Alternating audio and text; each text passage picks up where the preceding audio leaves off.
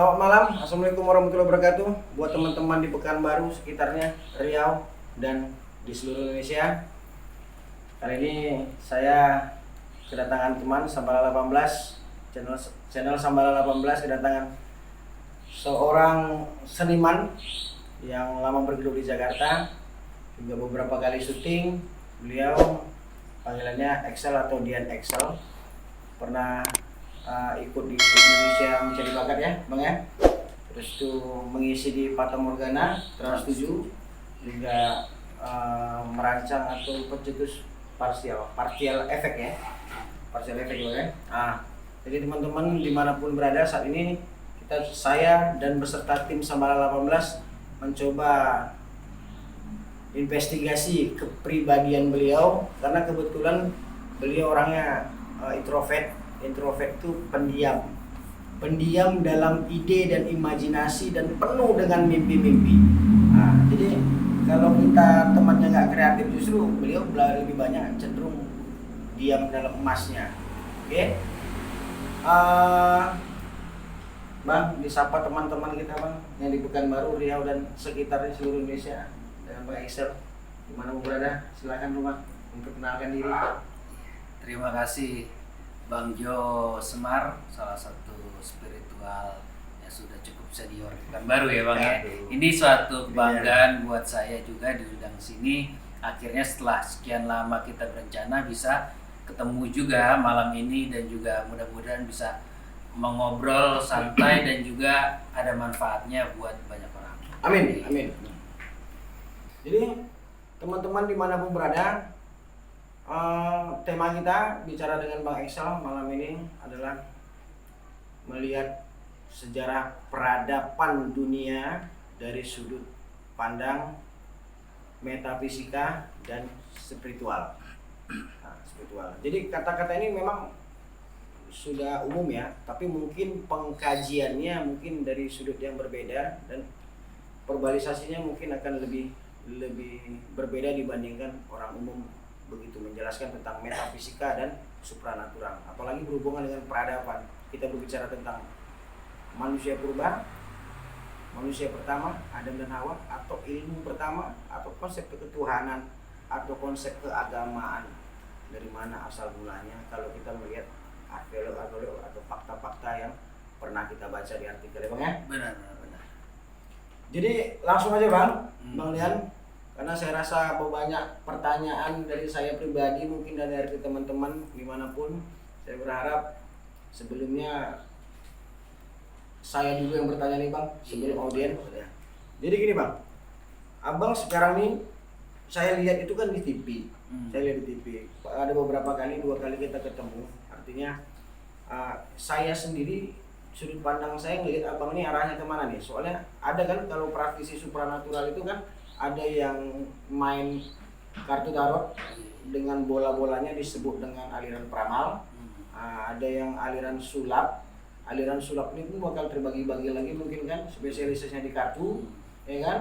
Atau aliran supranatural yang berbau dengan pengobatan, pengangkatan mustika pusaka, ya kan?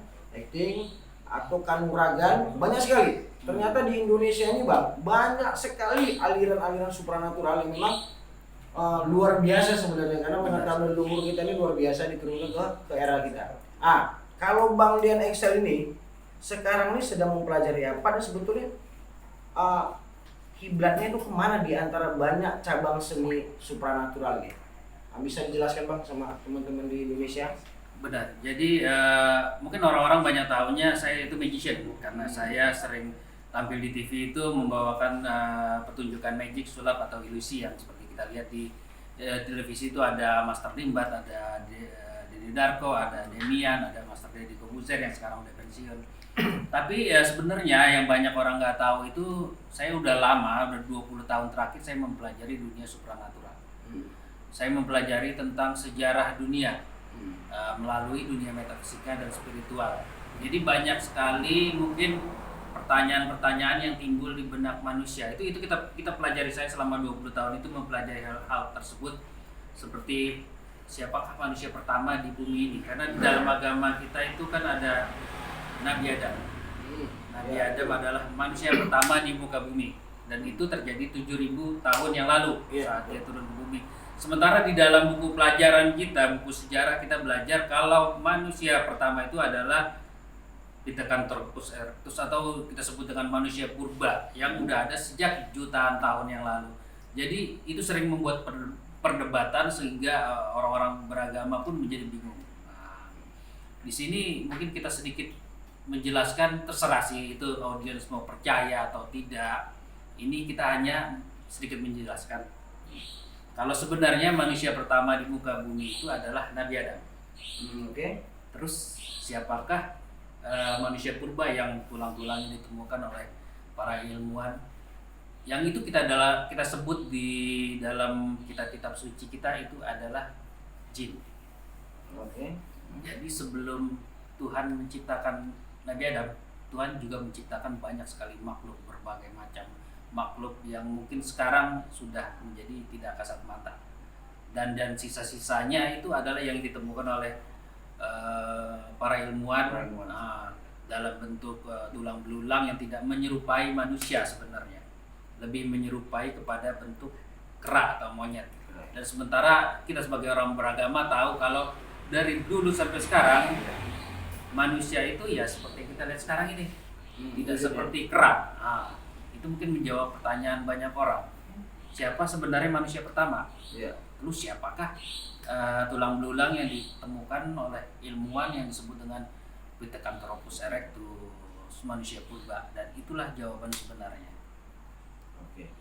Jadi sah nih Bang ya, kita Iya. berkiblat berdasarkan Al-Quran, kitab suci yang lain, bahwa sebenarnya manusia pertama itu adalah Adam ya. Nabi Adam. Mungkin wujud yang lain, wujud sempurnanya itu justru di Adamnya ya. Benar, Mungkin kemarin itu dikatakan terus manusia purba yang memang belum terbentuk dengan sempurnanya. Ini memang jadi apakah memang jadi kalau begini nih Bang, ini agak dalam nih Bang. Iya, ini Agak dalam. Ini kalau begini saya melihat penjelasannya, ini Tuhan ini ada nggak nih Bang ya? Soalnya tidak ada di kitab suci juga bahwa Tuhan itu menciptakan Pithecanthropus tadi, ya kan? Kan tidak ada tulisan, atau saya kurang ini ya, kurang piknik dalam hal membaca.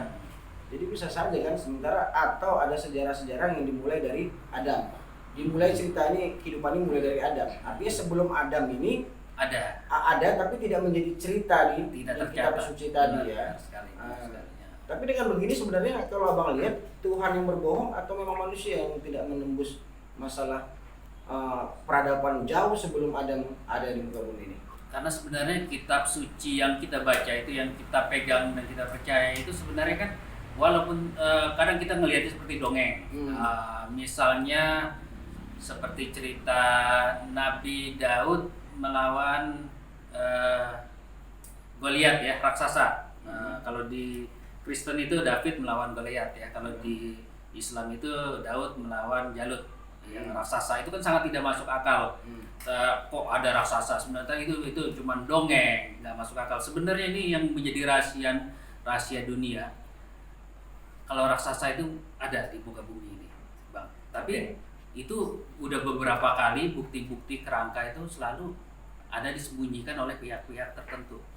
Ada kepentingan nih Bang ya? Ada kepentingan. Tapi bukan kepentingan politik nih Bang ya. Kita jauhkan politik dulu Bang. Iya, kita orang seniman ya kan Bang? Jangan ngomong politik dulu. Kepentingan karena orang-orang penguasa dunia ini kan mereka kebanyakan ateis. Ini bedanya ateis sama komunis ya. Ini bahaya nih. Ini agak bahaya. Orang ateis ini sebenarnya rahasia deh Bang. Yeah. Orang ateis itu sebenarnya itu percaya Tuhan. Mereka tahu Tuhan itu ada, tetapi menyangkal. Itu kebanyakan orang Yahudi ya. Menyangkal kalau agama itu benar, kalau Tuhan itu ada. Dalam sebenarnya sih mereka dalam hati itu mereka sangat sadar kalau itu semuanya benar. Benar Bang ya. Ini cerita ini Bang, dari aku bertanya nih, saya bertanya ke Abang tentang aliran khusus magician, ternyata yang mau bilang tadi di antara banyak jenis aliran supranatural di Indonesia ini, sampai kita berbicara tentang manusia purba ini memang kajiannya agak panjang nih, ini agak dalam nih. Jarang sekali kita lihat tampilan di talk show di mana-mana yang berbicara tentang hal-hal yang seperti ini. Ini jarang diangkat. Jarang diangkat. Paling sekilas saja nih, dan ini memang berbahaya kalau dicerna orang, ditelan bahasa kita ini tanpa diterjemahkan dari sudut Benar pandang yang benar, sekali ya kan? Ini bahaya sekali bang. Jadi bang, kita ini sama-sama punya tip ini bang. Semua rata-rata di kota Pekanbaru di mana-mana pun banyak tip ini bang. Kadang-kadang sekarang banyak sekali nih tayangan ini bang. Tayangan tentang misteri-misteri. Ya kan, di setiap stasiun channel TV itu rata-rata sepertinya ada satu yang menceritakan tentang misteri-misteri dunia lain, masih dunia lain, ya kan? Uka-uka dan nilai lain ini bang. Dan saya pribadi bang, agak heran juga kadang-kadang ada penampakan yang bisa langsung ditangkap terekam kamera sebegitu jelasnya. Ada pocong benar di bopong, kadang seperti apa mukanya kayaknya darah-darahnya nggak murni, ya kan? Jadi kayak mohon maaf nih bang, saya ini minta maaf nih. Kayak saya melihat ini seperti settingannya bagus banget nih bang. Mungkin saya melihat ini settingan menurut saya pribadi. Saya tadi minta maaf nih sudut pandang pribadi. Dari sudut pandang abang gimana bang? Penampakan setan-setan tadi bang. Dengan saya lihat asli itu berbeda gitu bang masalahnya. Jadi dunia televisi, dunia hiburan, apalagi sekarang kan ada YouTube ya. Sekarang lagi marak-maraknya penampakan itu selalu banyak ditonton orang. Ini kita buka-bukaan nih bang. Waktu saya juga kan dulu ikut di televisi. Iya, ini cocok nih, harus abang buka nih bang. Kebohongannya harus abang buka nih. Harus setuju nih. Jadi waktu pertama kali acara, ini maaf ya orang televisi ya, kita bongkar ya. Jadi waktu pertama kali acara televisi tentang penelusuran itu ditayangkan, masih ingat ya, ada gong yang bisa bergerak sendiri. Itu benar. Kalau gong itu benar ya bang ya? Itu benar. Jadi waktu awal-awal itu kita bikin itu benar. Itu terjadi tanpa rekayasa. Tetapi yang namanya makhluk halus itu kan tidak selamanya bisa muncul setiap saat, Bang. Oke, ya betul. Pada saat syuting ya nggak selalu muncul ya. Nggak selalu muncul. Kami pernah syuting sampai 2 hari 2 malam, 3 hari 3 malam itu tidak ada apa-apa. Nggak dapat ya. Dan itu produser bisa marah. Oke. Karena biaya terbuang percuma. Oke. Siap. Jadi akhirnya banyak terjadi manipulasi. Ya. Manipulasi ya setannya yang nggak muncul terpaksa harus dimunculin, ngerti kan bang ya? Dalam bentuk gerak atau bayang-bayang gitu bang ya? Iya, dalam akhirnya sampai pocongnya jelas terlihat yang udah pasti itu udah settingan. Oke. Dan akhirnya sampai ke YouTube juga yang sekarang penelusuran itu banyak. Nah itu kita boleh ngomong ya itu banyak yang bohong. Karena demi tujuannya untuk meraih viewers. Demi itu bang. Tapi kalau selama ini abang syuting nih bang, pernah nggak bang nyata bang lihat pas lagi syuting nih, betul-betul memang makhluk itu bener datang gitu bang? Itu sering banget. Pernah ya? Sering sekali. Ya. Tapi nampak kamera nggak kira-kira bang? Kalau untuk nampak kamera itu sebenarnya kita kalau jujur itu mustahil. Mustahil ya? Karena kamera, apalagi kamera handphone atau kamera biasa itu mustahil. Kalau bukan infrared ya.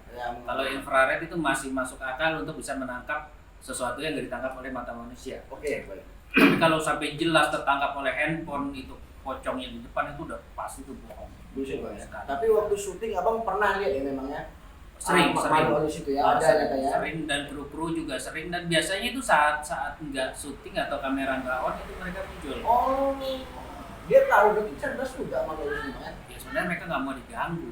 Iya, cerdas juga tahu dia. Cuman mungkin karena saya pikir kesimpulannya adalah karena mungkin lighting ya, cahaya kan mereka agak terganggu ya. Jadi mungkin begitu cahaya banyak di mana-mana mungkin mereka sulit untuk menampakkannya kan.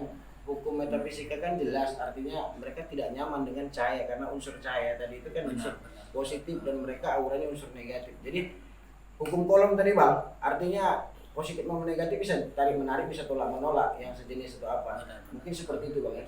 Tapi pernah lihat bang ya? Pernah, dan biasanya tuh bukti nyatanya itu ya yang jelas-jelasnya krunya itu kesurupan, tiba-tiba terguling-guling, matanya putih semua, itu biasanya bukan rekayasa.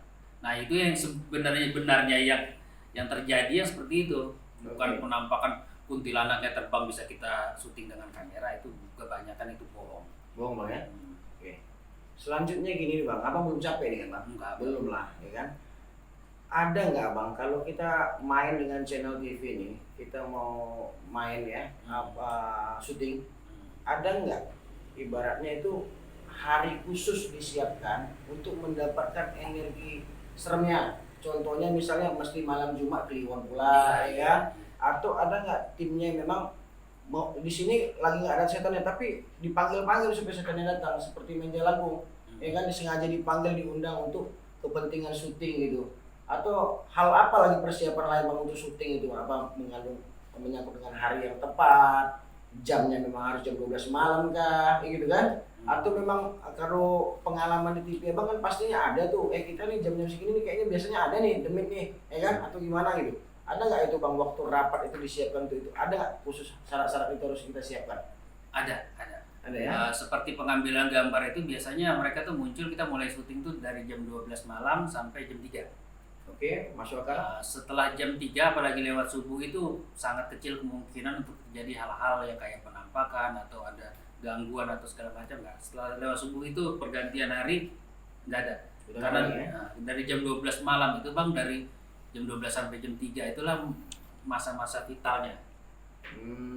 Antara pergantian hari hidup dan mati. Banyak kan orang kan yang sakratul maut itu biasa kan dari jam 12 dan jam 3. Sebelum subuh tuh bang ya? Sebelum subuh. Setelah subuh itu agak jangan sangat jarang, nggak pernah lah ada penampakan lagi atau kejadian lagi setelah subuh. Itu biasanya udah mulai berkemas-kemas. Mereka berkemas-kemas untuk tidur lagi ya? Untuk pulang, udah Untuk selesai. pulang. Ya. Betul. Jadi nih teman-teman nih di Warkop Semar, ada nggak mau bertanya tentang apa Bang Dian Excel kira-kira mumpung beliau di sini, ada nggak kira-kira? Iya. Apakah hanya orang-orang tertentu saja yang bisa masuk ke daerah negara Kembangan tadi itu? Apakah atau mungkin seperti orang-orang yang beragama atau mungkin orang-orang yang punya ilmu atau seperti apa?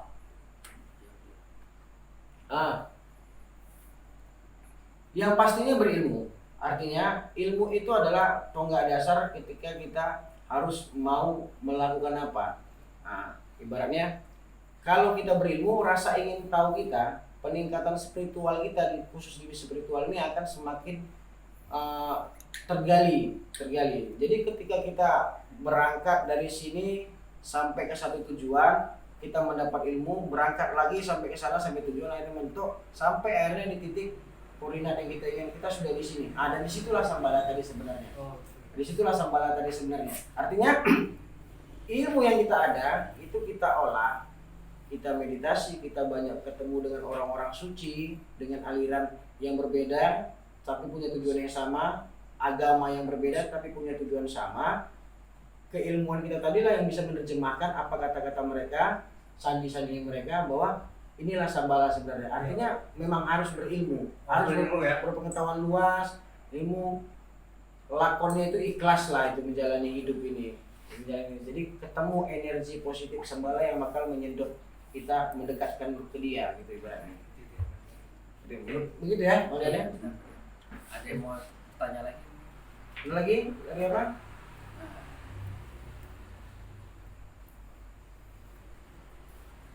Kan nama saya Titi Nordayana, jadi saya mau bertanya tentang supranatural tadi. Jika kita khawatir tentang orang sakit jiwa yang disebabkan oleh sesuatu yang gaib, lantas kita mencoba mengobatinya kepada seseorang yang punya kemampuan supranatural. Apakah dugaan ini boleh dibenarkan dan bagaimana dengan bentuk usahanya? Apakah diperbolehkan dalam Islam? Ini maksudnya gini Bang Dian nih. Jadi maksudnya tadi disimpulkan orang gangguan jiwa. Benar. Terus terindikasi dia kena serangan gaib. Jadi bilangnya itu faktor serangan gaib.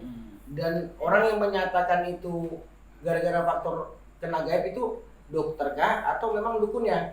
Itu perlu kita tanyakan dulu. Artinya gini, manusia mengalami gangguan apapun, sakit apapun, pasti ada penyebabnya. Kalau kita datangnya ke dokter penyakit dalam, dia akan memandang dari sudut penyakit dalam, mengeceknya. Kalau kita mandang ke psikolog, artinya dari sudut pandang psikolog, dia melihat ini gangguan apa, sakit apa, ya kan gitu. Kalau memandang dokter spesialis ini, dari sudut itu dia memandang. Kalau paranormal yang ditanya, dukun yang ditanya, dia akan berbicara dari sudut pandang keparanormalannya. Jadi perhatikan kasus ini, realnya ketika semua sudut sudah diupayakan. Artinya gini, dia sudah ke dokter dulu, ya kan? Dia ke psikiater. Ada nggak riwayat dia itu penggunaan obat-obat narkoba yang hingga gelombang otaknya ampernya agak lari, ya kan? Coba ke psikolog dulu, konseling, ya kan?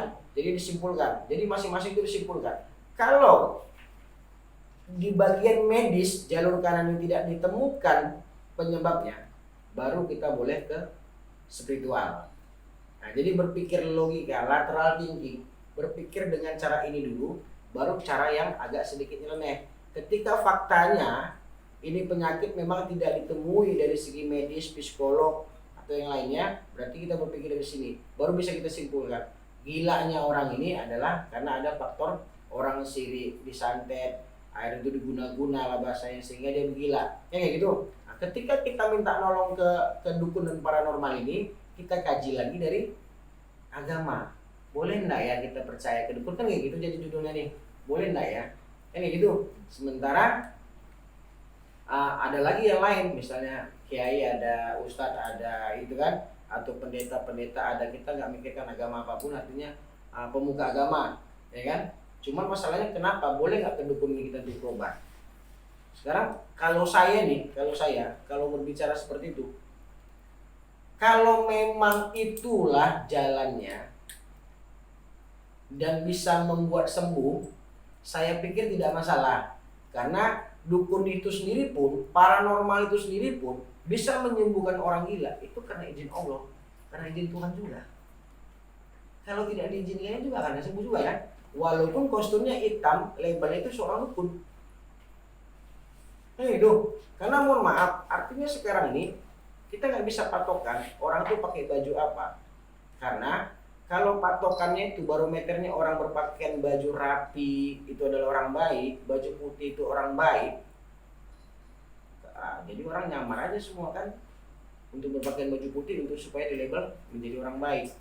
Karena tolak ukur kebaikan orang, ketulusan orang, kepintaran orang itu dari akhlaknya, attitude-nya, sifatnya, kesehariannya. Ketika dia mimpin keluarga seperti apa, ketika kita berteman itu seperti apa sesungguhnya, bersaudara itu seperti apa. Boleh aja celananya pendek tapi perilakunya bagus, gitu. Jadi kalau masalah boleh nggak boleh, kembali lagi kalau kita campurkan spiritual dengan agama, agak sedikit bersimpangan gitu bang ya, agak sedikit bersimpangan. Tapi kalau tujuannya baik dan menyembuhkan, saya rasa nggak masalah. Karena pada dasarnya ilmu itu semua menurut saya adalah putih.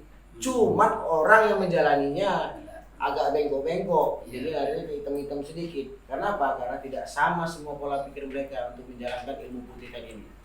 Karena intinya apa? Tuhan, Allah yang Maha Kuasa itu jelas putih, begitu. Begitu diturunkannya ke jinnya, ke malaikatnya, ke manusia yang lain, itu sumber dari awalnya kan udah putih. Tapi ternyata ada ilmu hitam. Yang mungkin memang nafsunya tidak bisa mengendalikan, ilmunya tinggi sehingga dia melakukan hal-hal yang berbau hitam. Nah, gitu bang. Ada yang belum bisa saya jelaskan tadi dari pertanyaannya? Atau ada pertanyaan lain? Oke. Seperti yang gentayangan yang kadang menampakkan dirinya, apakah ruh gentayangan ini dapat mengganggu manusia seperti penyakit menjadi sakit? Dan mengapa sampai ruh tersebut gentayangan di dunia? Juga tentang perbuatan manusia seperti main jelangkung. Apa hukum? Hukum agama lagi nih bang. Ini Karena roh gentayangan itu kan nggak bisa kita sebutin karena itu banyak faktor ya. Bisa jadi itu bukan roh, itu adalah jin. Bisa jadi adalah roh yang penasaran karena selama hidupnya ada sesuatu hal yang belum diselesaikan. Itu kita nggak bisa bilang ini itu banyak faktor ya bang. Iya. Jadi kalau berbicara tentang roh, seperti Bang Dian tadi bilang, bisa saja itu sepemahaman kita sih yang kita baca, artinya ketika memang makhluk itu sudah wafat setelah 40 hari harus memang pergi dan itu terkunci dan gak akan mungkin itu, dan tiba-tiba besok-besoknya muncul dengan wajah yang sama mirip keluarga kita, anak istri dan yang lainnya, itu memang yang kita tahu itu adalah jin yang menyerupai, ya kan? Jin yang menyerupai. Kalau masalah takdir arwah itu mati karena apa atau dia menjadi roh seperti apa sehingga gentayangan, kembali lagi ke permainan jin tadi. Karena pada dasarnya setan ini paham banget bagaimana membuat manusia itu ketakutan dan kebahagiaan. Dia bakal kasih semua apa yang untuk kita. Jadi ketika kita ditakut-takuti, sebagian besar manusia justru larinya ke dukun supaya tidak ditakut-takuti lagi. Sementara roh itu pun bisa dikendalikan oleh dukun-dukun yang menguasai ilmu roh.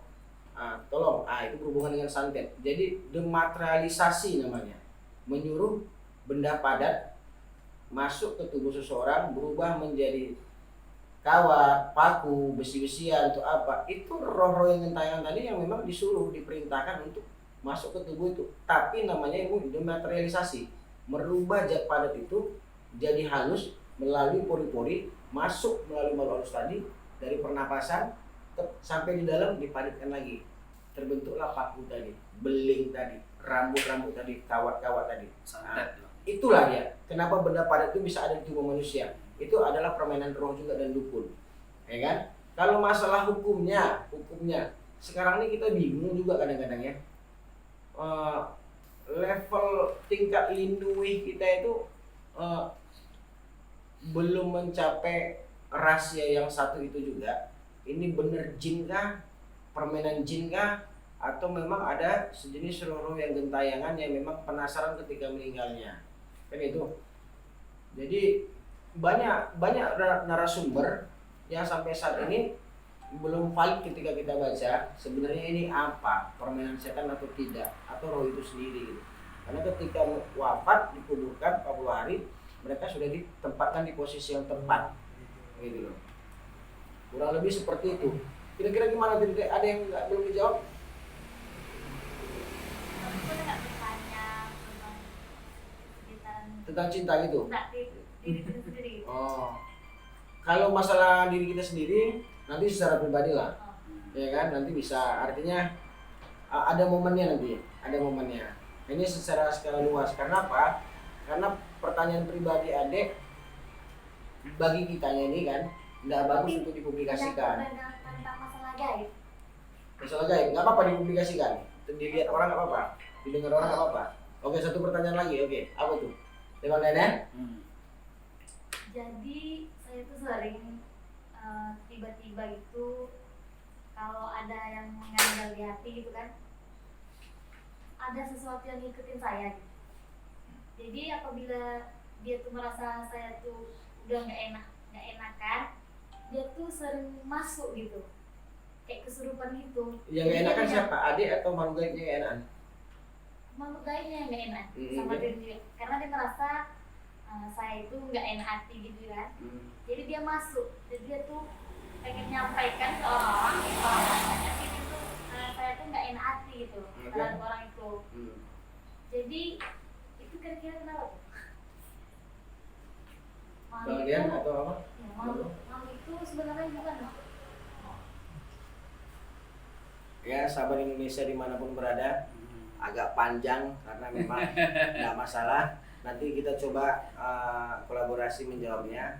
Ini nggak masalah, ini karena suratan hati. Jadi kadang-kadang berbicara tentang hati, kita memang harus tampung, ya kan? Harus tampung karena ini penting juga buat dipahami. Mungkin ada sebagian masyarakat, teman-teman di Indonesia juga mengalami hal yang sama seperti para audiens tadi. Jadi nggak apa-apa ya, oke ya. Jadi Kalau saya tangkap sih dia ini mungkin kayaknya sering emosinya itu terluap pada orang tanpa sadar. Dia bisa ngomong yang di luar kendali dia, ya tanpa dia sadari. Sebenarnya semua pikiran manusia itu kan dari otak. Setan itu sebenarnya kalau mungkin tidak melalui santet bang ya, dia itu jarang melukai manusia atau bisa menyakiti manusia. Itu biasanya tergantung dari orangnya. Misalnya gini, dia ngelihat setan, dia kepikiran terus karena mungkin dia pernah salah atau pernah nyakitin orang, akhirnya dia kepikiran, akhirnya jadi sakit. Jadi sakit, badannya lemas, tiba-tiba tenaganya hilang, kepalanya pusing. Itu bisa jadi ya karena kepikiran dia terus, karena dia ngelihat setan tersebut, dia kepikiran ya saya pernah buat salah, jadi saya sekarang dapat karmanya. Itu semua dari pikiran. Jadi kalau misalnya tadi dibilang akhirnya bisa ngomong hal-hal yang kasar ke orang atau apa, itu mungkin tergantung kitanya bisa mengendalikannya atau enggak. Jangan sampai ya kita semuanya dikendalikan sama setannya itu. Jadi kita oh itu gara-gara setan, ya orang pasti nggak akan mau nerima dong. Misalnya aku maki-maki bang, itu tadi setan yang ngomong ya bangnya belum tentu mau nerima kan, bisa jadi tersinggung. Berarti dari kitanya sendiri harus mengontrol diri kita sendiri. Jangan sampai apa yang dibilang sama makhluk halus sama setan itu kita sampaikan ke orang. Adek, jadi artinya menambahin dari Bang Dean, fisik yang lemah, fisik kita berbicara fisik yang lemah adalah makanan yang enak buat makhluk halus atau gaib. Pikiran yang lemah, kita bermain lagi ke area otak, adalah makanan yang enak kali buat para makhluk gaib, apalagi makhluk gaib yang disuruh-suruh, ya kan gitu. Oke. Ternyata perasaannya juga yang lemah itu bakal santapan yang nyaman juga para makhluk gaib. Itu minusnya. Plusnya, kajiannya begini. Plusnya, jadi ada beberapa makhluk gaib yang melihat posisi seseorang itu karena lemahnya malah berbahaya dan akhirnya ditemenin, kayak didampingin, ya kan, kayak sayang lah kan gitu, ya kan. Ini pasti perempuan ya yang dampingin ya. Jadi energi kesedihan perasaanmu, energi kepikiranmu yang kacau, ya kan, dan bawaan badanmu itu akan menyedot beberapa makhluk halus dan akhirnya tersedot dengan gelombang energi yang sama. Makanya ketemu, makanya ada orang jin pendamping, leluhur atau apa, itu mesti sama klik dia. Itu yang terjadi samamu tadi, seperti yang sudah dibahas Bang Dian juga, itu yang terjadi sehingga kamu membiarkan itu terjadi pada dirimu sehingga dia nyaman ada di sampingmu, mengikutimu di belakangmu. Jadi apapun yang kamu rasakan, dia bakal rasakan. Ketika kamu tidak bisa mengekspresikan perasaanmu di depan kawan-kawan, di depan pacar, di depan orang tua, dia juga ikut kesal tadi. Dia yang masuk ke badanmu sebagai pengganti kamu, sehingga dia mengutarakan apa yang terjadi pada dirimu, perasaanmu dan pikiranmu dengan mereka. Begitu kan? Itu yang terjadi. Ini terjadi. Plus minusnya ada. Ini gitu. Pertanyaannya, kalau ini dibiarin malah makin berbahaya. Artinya kamu harus, seperti Bang Dian tadi bilang, harus mengendalikan kekuatan itu.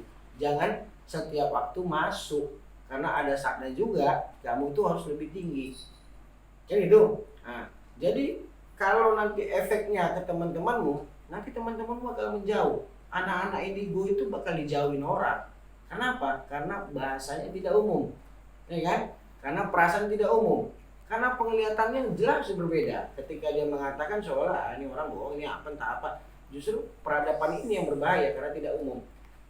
Itu yang harus kamu jaga. Kalau bisa ketika dia masuk, kamu udah ngerasa seperti apa, kamu tarik nafas. Tahan 8 kali, buang. Lakukan 3 kali, artinya energi panas yang ada di tubuh kita ini, itu yang kita mengusirnya secara perlahan. Banyak juga teman-teman juga yang seperti itu. Jadi kalau memang kamu tidak terkontrol lagi, ya tidak apa-apa gitu Bang Dian ya.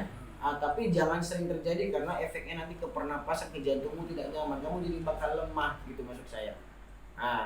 Itu bisa terjadi deh. Kenapa bisa terjadi? Karena perasaan, pikiran dan fisik kalian tuh hampir sama.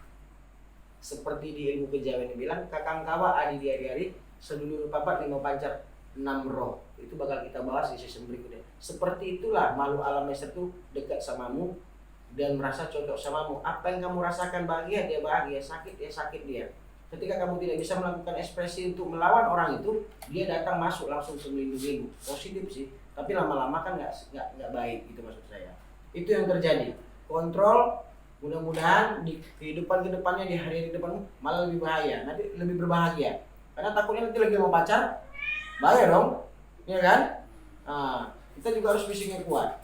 Mudah-mudahan penjelasan ini udah bisa menjelaskan juga Bang Dian ya. Mudah-mudahan tujuan Bang Dian tadi. Itu yang terjadi pada diri adek dan pada banyak lagi teman-teman di Indonesia lah. Saya yakin banyak mengalami sama seperti adek Titi tadi. Seperti itulah terjadinya. Untuk lebih detail kita bisa buka ruang konsultasi nanti. Ada kontak personnya, kita buat. Yang penting kita bisa membuat orang-orang itu bahagia. Gitu ya. Saya rasa udah cukup ya, banyak kali pertanyaan dia. Ya. Ada satu lagi. Oke, satu lagi. Oke. Oke. Sama lagi. Oke. Silakan Bang Rian. Saya mau nanya nih Bang, kenalkan nama saya Rian. Saya mau nanya, apakah benar Bang, namanya yang orang sudah meninggal itu sebelum 40 hari dia masih ada sekitaran dekat rumah itu atau gimana gitu Bang? Apakah itu benar adanya? Kadang kan ada yang bilang tuh sebelum 40 hari dia masih ada sekitaran rumah yang meninggal nih gitu.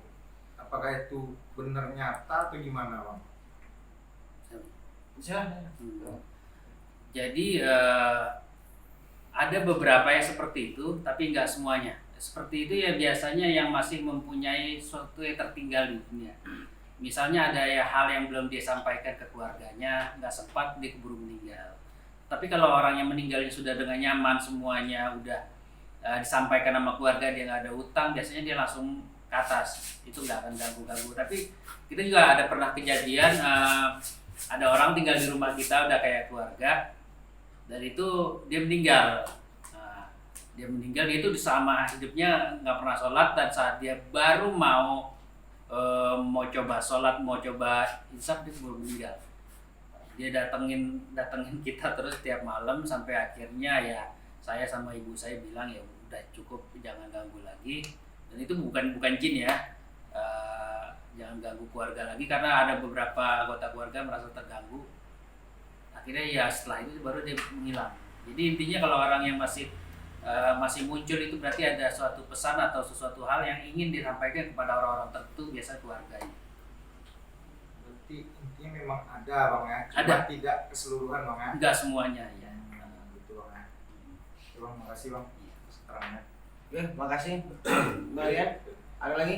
Oke, itu Son.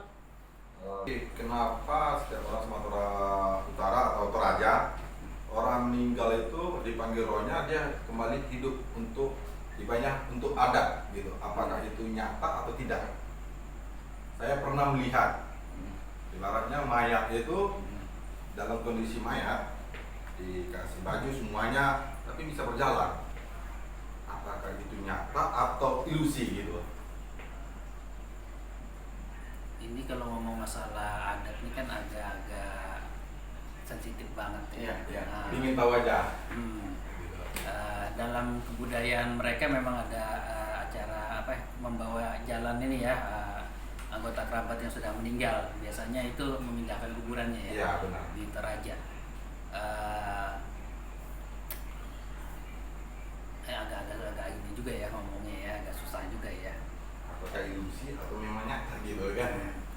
Karena sebenarnya sih itu nggak dibawa jalan, rohnya itu nggak hidup terusnya orang matinya itu berjalan lagi tuh enggak.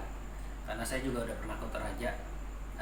Dia hanya memindahkan seperti tradisi lama sih, memindahkan mayat ke kuburan baru.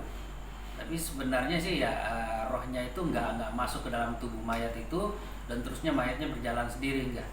Kecuali itu dituntun sama keluarganya. Tapi dia berjalan sendiri dilepas itu enggak.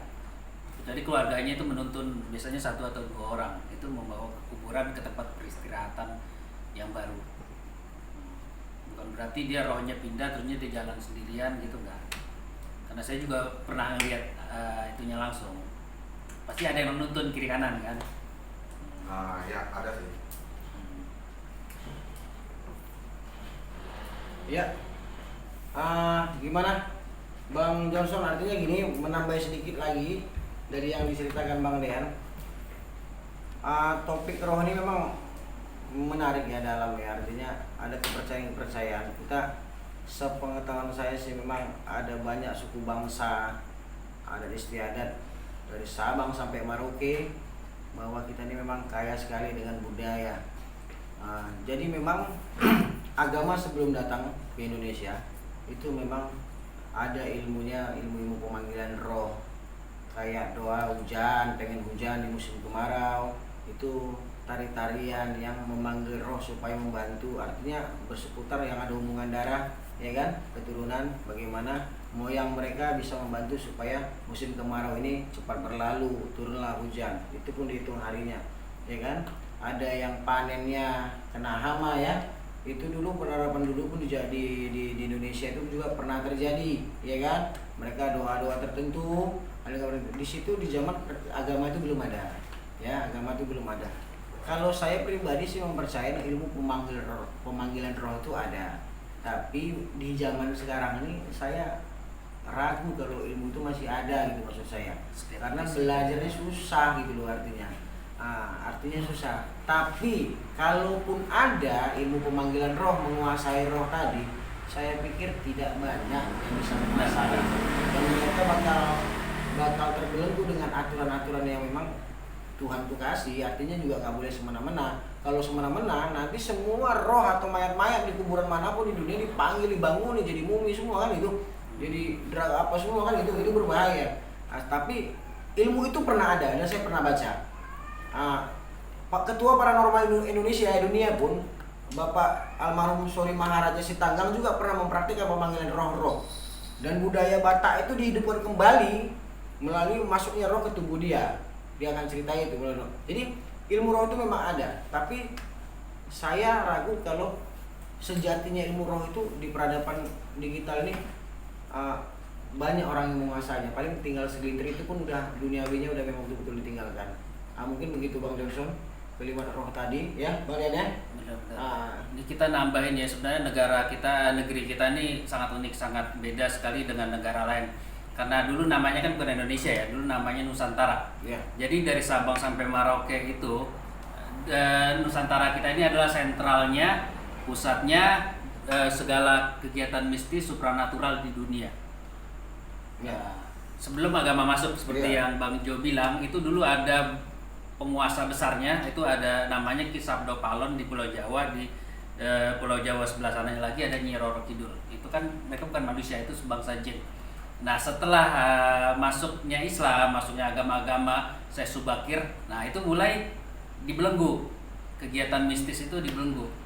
Nah tapi sampai sekarang pun masih terjadi, dan paling besar itu di Indonesia, sampai ke yang deket-deketnya itu Thailand, Ya, Cina. Nah kenapa di Amerika tuh jarang ada penampakan kuntilanak hantu, karena mereka bukan pusatnya itu di tempat kita ini di Nusantara. Nusantara ini kalau kita bongkar lagi nanti larinya ke politik, itu kaya banget Indonesia. Tapi itu nggak usah kita bahas lah di sini ya. Di season lain aja ya teman-teman ya. Terlalu bahaya sih. Karena Indonesia tuh kaya banget sebenarnya. Selain bahaya juga memang butuh referensi yang kuat ketika kita mau bicara di depan publik. Data, fakta, jurnal, penelitian atau apa itu memang harus kuat. Jadi teman-teman, session ini Bang Dian kira-kira kita cukupkan dulu. Ya, kalau kita kupas semua di malam ini, saya pikir nanti begadang. Selain begadang, mengganggu kesehatan, akhirnya nanti ini tidak ada rangsangan dari diri mereka lagi untuk ketemu sama kita dan bertanya lagi dari sisi yang lain ini gitu. Ya, karena dalam puisinya tidak semua tanya ada jawab di waktu yang sama. Mungkin jawabnya di waktu yang akan kedepannya seperti apa. Oke, teman-teman terima kasih semuanya, Bang Johnson, Dek Titin, Bang Iwin, Bang Rian, Bang Niko, ya, Bang Rapi, Bang Alvin, dan Tante Tina, ya, yang diem aja tadi, yang di sana, Ibu Susi, itu siapa aja itu semua banyak sekali ya. Jadi memang ya inilah keluarga yang berusaha mencoba untuk mengupas kepingan-kepingan puzzle misteri kehidupan dunia ini. Nah, ini nih kepingan-kepingan nih sampai tersusun terbentuk dunia ini sebenarnya secara spiritual. Ya, teman-teman di Pekanbaru sekitarnya Riau ya, dan teman-teman sahabat Sambala 18 yang ada di Indonesia, mohon maaf bila ada kata-kata kami mungkin saya dan Pandean yang tidak berkenan atau terlalu menyinggung perasaan suku, agama dan lain-lainnya. Tidak ada bermaksud, anggap ini sebagai hiburan. Kami hanya putra-putri bangsa yang berusaha untuk kreatif, ya kan, untuk kreatif memberikan informasi yang berdasarkan kami tahu dan artikel-artikel yang kami pelajari. Artinya banyak teman-teman memang ternyata butuh tahu sebenarnya, tapi mereka tidak tahu untuk mencari tahu, dan mungkin di sini adalah wadahnya. Oke ya. Terima kasih semuanya. Wassalamualaikum warahmatullahi wabarakatuh. Body, I'm an icon, and my girl about a 10. I should fuck her in a Benz.